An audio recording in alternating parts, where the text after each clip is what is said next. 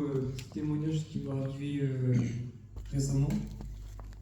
Je vais y passer les détails, je vais faire court, mais en fait, il s'est passé quelques événements dans ma vie qui ont fait que je me suis plus tourné à chercher pour mes désirs, à combler mes désirs, les désirs de la chair, plutôt qu'à suivre Dieu. Et du coup, je vivais entre la vie normale d'un jeune de 20 ans et en même temps la vie d'un chrétien qui allait à l'église, etc. Et j'avais conscience de cette dualité dans ma vie. Et je passais beaucoup de temps à l'église à pleurer, à me dire Seigneur, change-moi. Il y a quelque chose qui va pas. J'osais pas m'approcher de Dieu dans la prière aussi. Et un jour, je suis parti à faire une école de disciples avec Jeunesse en Mission à Marseille. Donc les premières semaines passent. Et un jour, un copain à moi me pose une question qui était inspirée du Saint-Esprit. Et cette question, c'était « Est-ce que tu crois que tes péchés sont pardonnés ?» Et j'étais incapable de répondre « oui ». Et malgré que je connaisse la Bible, que je sache expliquer pourquoi Jésus, pourquoi la croix, etc., j'étais incapable de dire « oui, mes péchés sont pardonnés ». Et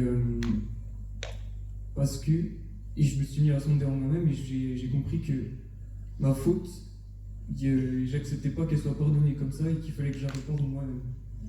Et donc, je lui ai expliqué ça, et il m'a dit, mais Jésus, parce qu'il t'a aimé, il est venu sur terre, il est mort en prenant le prix que tu devais payer, il l'a payé, et il est ressuscité pour que tu aies la vie en lui.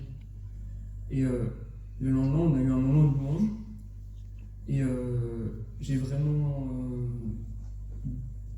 posé mon fardeau au Seigneur, j'ai vraiment dit, ok, je te demande pardon pour tout ce que j'ai fait, je mets tous mes fardeaux au pied de ta croix, tous mes péchés. Je crois que tu es mort pour payer le prix de mes péchés, pour que je sois justifié en toi, pour que je ne sois plus esclave du péché, mais que je sois enfant de Dieu. Et j'ai fait vraiment, dans un temps de louange, j'ai vraiment fait ça sincèrement, de dire ok, maintenant c'est plus moi, c'est toi, Seigneur Jésus, qui est au contrôle de ma vie. Et quand j'ai fait vraiment ce pas le fois, j'ai reçu une parole dans mon cœur qui m'a dit enfin te voilà, maintenant on va pouvoir commencer. Et donc j'étais surpris par cette parole.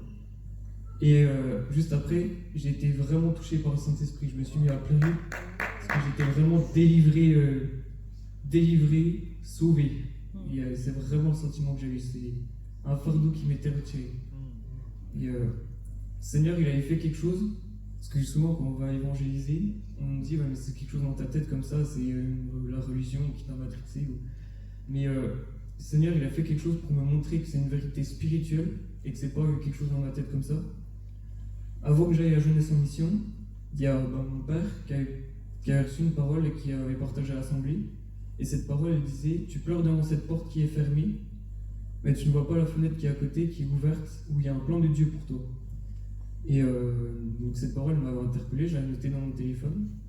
Et le jour où j'ai vraiment donné ma vie à Jésus, et un de mes responsables est venu vers moi juste après que j'ai donné ma vie à Jésus, et c'était discret, les gens autour de moi n'étaient pas au courant, c'était que moi et le Seigneur.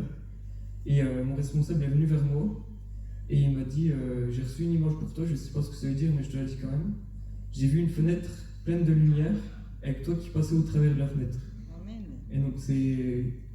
Ouais. La délivrance qu'on a en Jésus, c'est une délivrance qui est vraie, on n'appartient plus à la mort, on appartient vraiment à la vie en Jésus.